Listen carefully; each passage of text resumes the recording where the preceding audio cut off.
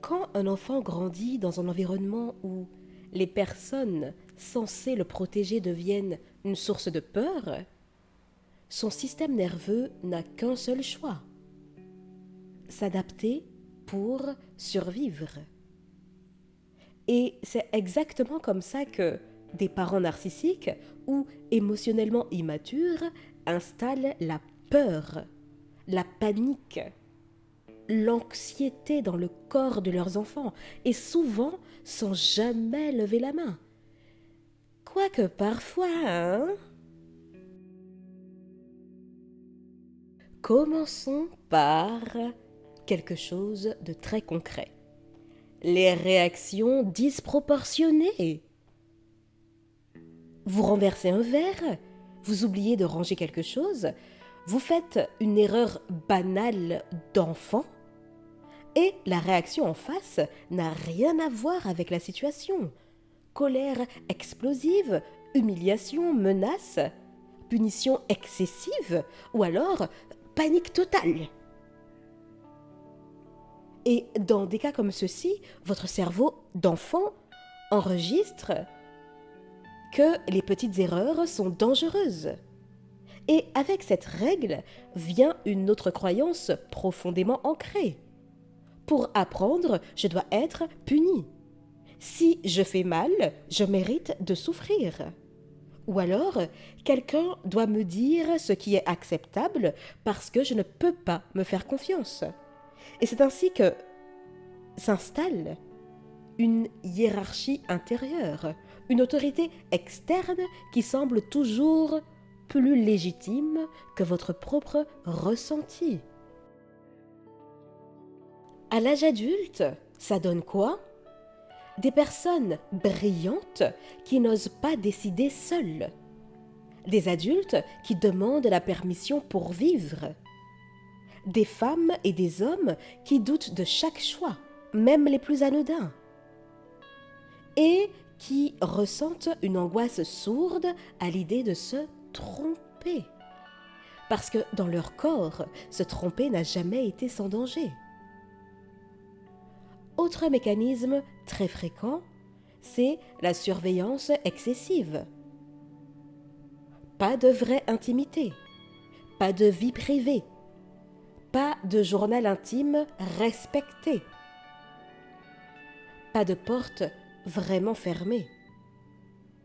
Des questions constantes, des fouilles déguisées en inquiétude.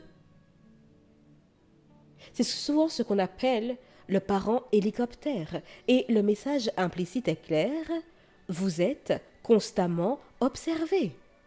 Alors, dans ce cas, l'enfant apprend deux choses contradictoires: se cacher pour respirer et ne faire confiance à personne.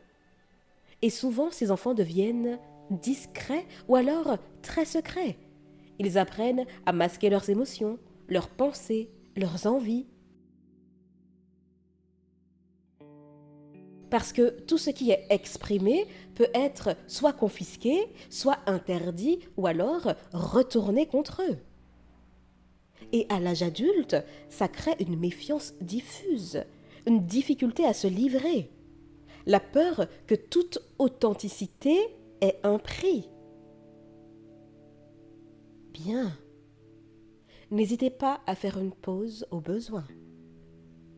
Je poursuis. Parce que maintenant, nous allons parler de l'hypercritique et de l'exigence de perfection. Vous savez, quand rien n'est jamais assez bien, quand vous n'avez pas le droit à l'erreur, quand l'excellence est la norme minimale, l'enfant ne se sent jamais suffisant, jamais à la hauteur, jamais en sécurité dans ses réussites. Alors, ça crée de la honte, une sorte de culpabilité chronique ou un perfectionnisme épuisant. Et parfois, parce que oui, il faut aussi les mentionner, des troubles obsessionnels. Un syndrome de l'imposteur massif. Une anxiété de performance constante, même quand tout va bien. Même quand tout va bien, quelque chose murmure, on va découvrir que tu n'es pas légitime. Parce que votre valeur n'a jamais été stable. Elle dépendait de critères mouvants, souvent impossibles à atteindre. Carrément impossibles à atteindre dans la plupart des cas.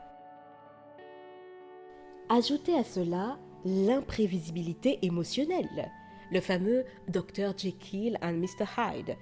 Un jour aimant, le lendemain glacial, et puis intrusif, distant, explosif. Et puis c'est reparti pour retour. Et là, l'enfant apprend à surveiller absolument tout. Le ton de sa voix, son visage, ses gestes, ses mots, ses silences. Il devient expert en micro-signaux, mais il perd en toute spontanéité. Et ce type d'environnement crée un enfant peureux, oui, mais très lucide. Un enfant qui anticipe le danger avant même qu'il n'apparaisse. Et cette hypervigilance ne s'éteint pas à l'âge adulte. Le système nerveux, cher ami, ne sait plus que la menace peut s'arrêter. Il reste bloqué en alerte maximale, et ce, de manière constante, même quand tout est calme, quand personne ne crie, même quand personne ne menace. Le corps, votre corps, lui, se souvient. Autre facteur majeur, l'absence émotionnelle. Un parent physiquement présent, mais émotionnellement indisponible, ou alors totalement absent. Et donc là, l'enfant doit compter sur lui-même bien trop tôt. Mais cher ami, un enfant n'est pas équipé pour s'élever seul. Son corps est encore en construction. Et quand toute l'énergie est utilisée pour survivre, elle ne peut pas être utilisée pour apprendre, pour explorer, pour se développer. Résultat, des adultes très autonomes en apparence, mais intérieurement épuisés, parce qu'ils n'ont jamais eu le droit d'être portés. Parlons aussi des parents paranoïaques, hypocondriaques, complotistes, obsédés par la catastrophe.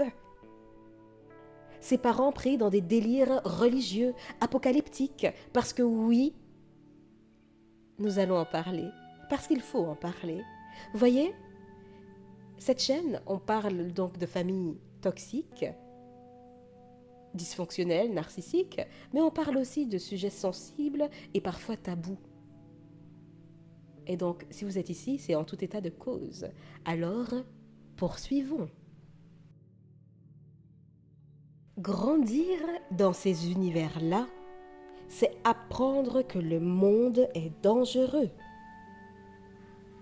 que l'extérieur menace, que la réalité est instable. Et l'enfant sent bien que quelque chose ne va pas, mais c'est tout ce qu'il connaît. Et donc ce climat crée une peur constante, une confusion profonde sur ce qui est normal. Autre dynamique destructrice, l'infantilisation ou la parentification ou adultification. On vous demande soit d'être trop petit trop longtemps, ou soit trop adulte trop tôt. Dans les deux cas, les rôles sont inversés. Vous devenez tour à tour le soutien émotionnel, le confident, le parent du parent. Ou au contraire, on vous empêche d'accéder à votre autonomie. Et ces dynamiques créent une dépendance malsaine. Une angoisse profonde liée à la séparation. Si vous vous sentez concerné par ces différents points, notamment ce dernier, je vous invite à découvrir mon programme Refuge, guérir son enfant intérieur et se reparentifier. Vous verrez le lien en description. Enfin, parlons des parents compétitifs ou possessifs, des adultes qui vous voient comme une menace. Votre beauté, votre intelligence, votre liberté, votre joie de vivre. Comment osez-vous? Vous voyez? Tout ce qu'ils n'ont pas ou qu'ils n'ont jamais osé être devient insupportable. Alors, qu'est-ce qu'ils font? Ils sabotent, oui. Ils minimisent, ils critiquent, ils vont même vous décourager. Parce qu'ils veulent le contrôle, la reconnaissance. Ils veulent la lumière, toute la lumière, y compris la vôtre.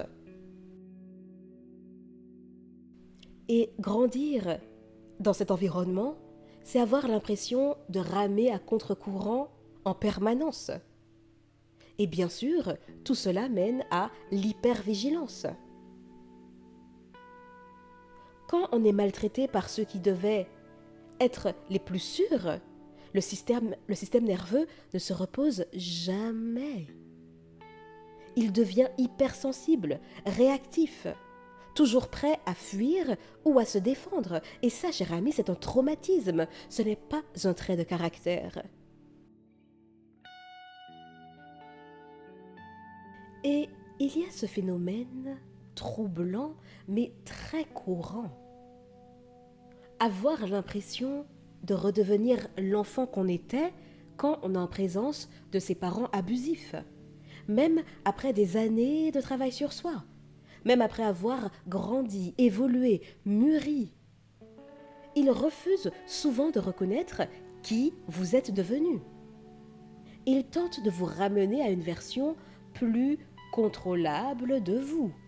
Et votre corps réagit avant même que votre esprit comprenne. Cher ami, si tel est le cas, ce n'est pas un échec. Vous m'avez entendu? Ce n'est pas un échec. Vous n'êtes pas un échec. C'est une mémoire traumatique qui s'active. Et la bonne nouvelle, c'est que ce qui a été conditionné peut être reconditionné. Et oui. Votre anxiété a un sens. Votre peur a une histoire. Et vous pouvez apprendre à sentir petit à petit que le danger n'est plus permanent. La guérison, c'est redevenir celle que vous n'avez jamais eu le droit d'être, celle ou celui. Cher ami, soyez cette personne. Je vous dis à bientôt et d'ici là, imposez-vous.